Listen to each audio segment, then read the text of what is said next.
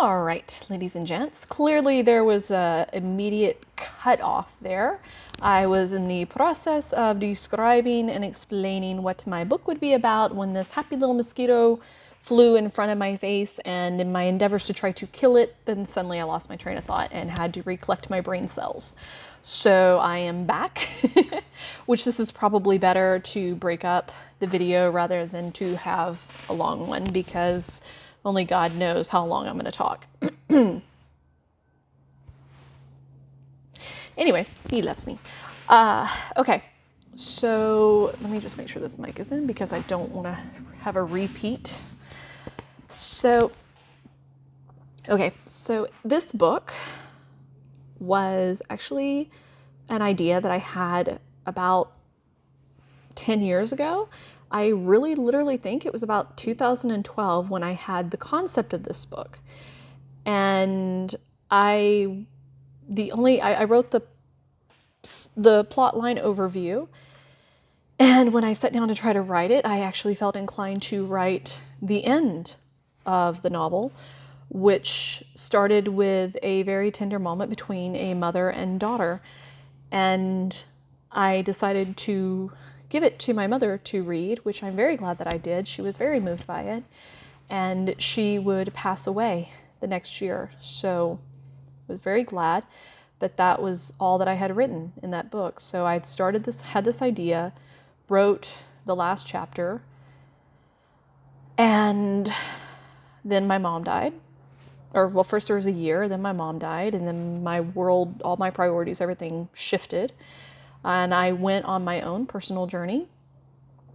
And throughout the past 9 years, I sometimes would have people say, you're going to be a writer. People who did not even know. I would maybe go to before the Lord one day and say, God, should I be a writer? Am I a writer? Is this something you want me to do? And then seriously, not exaggerating, the next day, I would meet somebody for the first time. They had no idea, and they were just like, say you've got stories to tell, you're a storyteller, you have a book in you, or something like that. And it's like, okay, cool.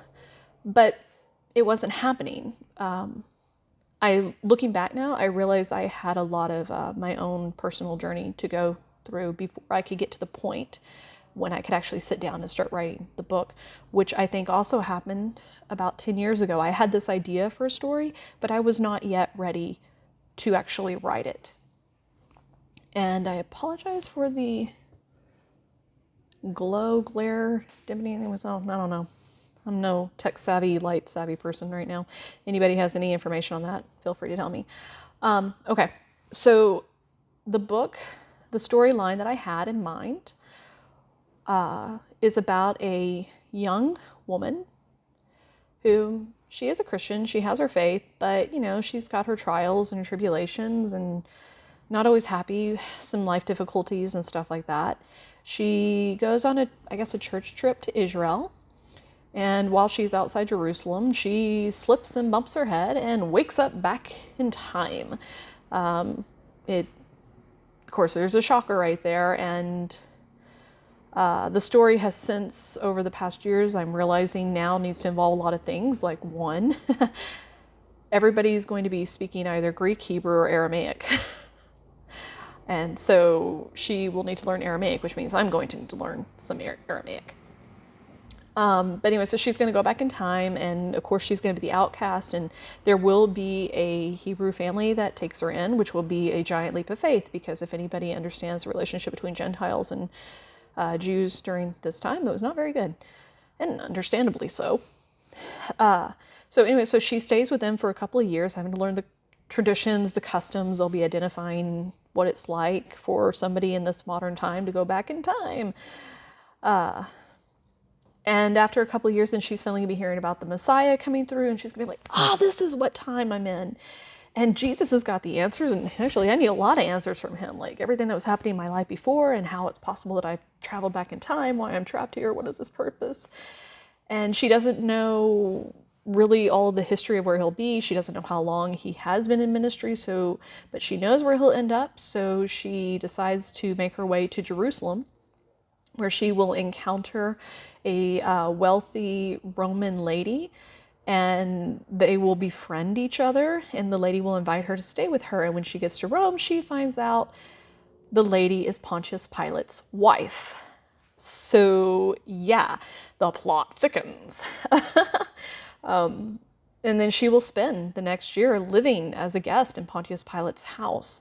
And then there will be, she's just waiting for Jesus to come. And then when the triumphal entry that we call it happens and she knows that he's there, she knows she's got one shot to talk to him and ask him what has happened.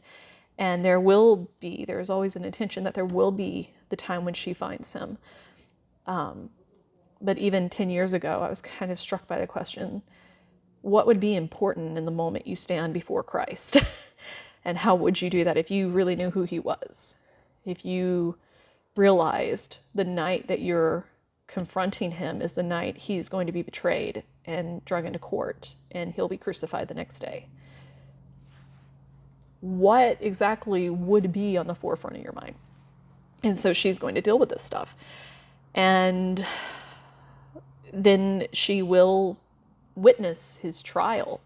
She will witness all the things that are happening to him, and she will follow him to the cross. And she sits through the trial. She can't say anything. She knows who he is. She knows this has to happen, and she can't say anything.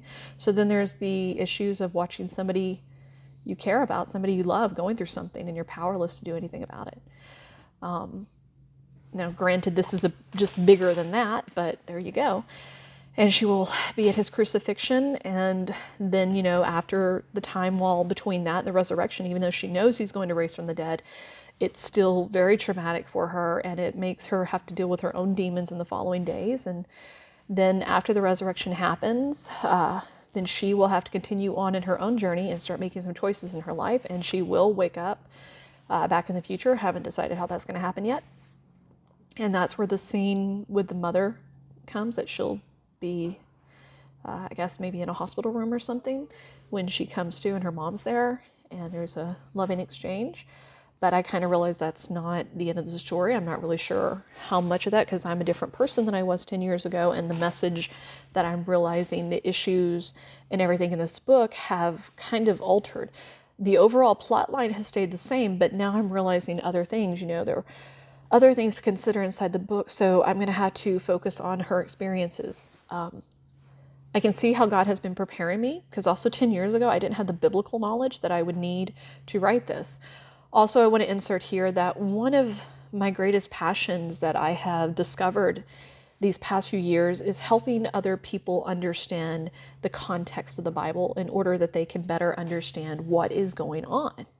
And you can't really do that if you don't research into the time and the history. Like, you cannot understand who a people are if you don't know their history and how they got to be that way. You can judge, you can make a lot of judgmental assumptions about people, but it doesn't mean you really get to know them. And it's kind of like, you can have a cup of coffee with someone and that you've known at work, and you might kind of think, oh, they're this really sweet person, or maybe they're this really quiet person, or very rude, closed off, or whatever. And then you sit down and have a cup of coffee with them, and suddenly they start sharing their story, and you're like, oh my gosh, I had no idea. Or this explains so much about your personality, or, so when you dig into that, then you can better understand. So me, being me, and kind of a research geek in my own right, I'm realizing I'm going to have to invest a lot more time in the research than I originally thought. I've just kind of been realizing this the past few months as God has called me to pick this book back up again. Number one, I'm a different person. A lot of my viewpoints have changed over the years. A lot of my worldview, I wouldn't say that my faith or my theology has changed so much as it has grown and expanded in other areas. And yeah, I don't really know I'll try to describe that at another time if I feel called to do so. I'm still very much a Christian. If anything, my faith has only grown more concrete. And the more I grow to understand who God is, the more I grow to understand who I am in him and who he created me to be, and all the things that he's created me to do, and then realizing I can choose to do those things or I can choose not to. Like, I mean, he may predestine me to do something, but it's my choice if I'm going to step into that destiny or not. That's the thing about the predestination concept, is that you still have a choice. Like for an example, I mean, you take someone may be born to the throne of England. So like right now, Charles has become king in England now that the precious, beautiful, wonderful Elizabeth has passed away to be with her Lord. Then you have William, and the simple truth is that William or Charles could have all chosen to abdicate their throne. So they might have been born into the destiny of one day being king, but it was their choice to stick it out. So Charles is now king, and William seems to have resolved to be king one day. So there are choices with things. And I realize that's going to play a major part in this book. We're going to be talking a lot about the choices that we make. And sometimes we can't handle the situations that happen within our lives. Sometimes we can, but sometimes they're out of our control. But we can choose how we respond to those situations. We can be addressing fear. I mean, there's irrational fears, and then there's normal fears. I mean, if you can imagine being stuck in a foreign country, incapable of being able to speak the language, and anybody be able to understand you whatsoever. There's no Google Translate. There's no few words that you know or they know of your language. And more than that, you're back in time. So it's not like they can even help you get home because your home doesn't even exist. So there's a lot of emotional fears going on there. There's the fact that she's going to have to learn a dead language, basically, because Aramaic is only available in study. Nobody speaks it anymore, so not sure how I'm going to do that, but I'm just pray for wisdom. Luckily, I won't have to do it a lot, anyways. You need to understand the religious situation of the time, because, whenever you're there, introducing that. And so these are the kind of things, when getting into the religious and the politics, these are some things I'm trying to figure out how to incorporate in the book in a way that can help the reader when you're reading the story and you're seeing it through the eyes of a modern woman, as she's also gaining understanding of the situation. Then maybe it can help other people when they go back and they read their Bible, then they'll be like, oh, that's what's going on. Oh my gosh, I hadn't considered these people were there. It says that these people were there, but I didn't know who they were. Oh, wow. So the book is not going to just be for education, but I don't want to just write something and you just be completely clueless what's going on. But hopefully it might also encourage you to do your own, and hopefully encourage people in their own journeys. So this is a bit ambiguous. I know I jumped around a lot. So that was the plot line of the book, and just some things I'm realizing that she's going to have to encounter besides life is going to really slow down. Because if you do know one thing about the biblical Jew concept, is they had no concept of time. And and we live in a day and age of fast food restaurants and now, and internet and everything. So just kind of picture your brain going back in that. But yes, so that is the plot line of the book. If anybody I invite you to join me on this journey. I know that I will be needing some feedback. I will probably read some little snippets online on occasion to just get some of your feedback, opinions about the way. Is this visualizing enough? I need prayer because I need to get a feedback group. Well, yes, in this writing school, I will have a generalized one, but I need also some people to work with me intently on this type of genre that I'm writing, who shares a biblical knowledge and understanding, and even some people without very much biblical knowledge, because I want them to read it and tell me if they can actually understand what's going on, or tell me what they do understand so I can make sure I did it clearly. I will be doing a lot of research. I do know where to get a lot of this research, and of course the internet's great, but also somebody ever has something to recommend, I'm always up for that, and don't be afraid of recommending something that I already know. Yes, I do know about Josephus, and yes, I do know about Bible dictionaries and stuff like that, but who knows, you might think of something else or something you've noticed in those. So please, by all means, contribute your wonderful wealth of knowledge in whatever you have.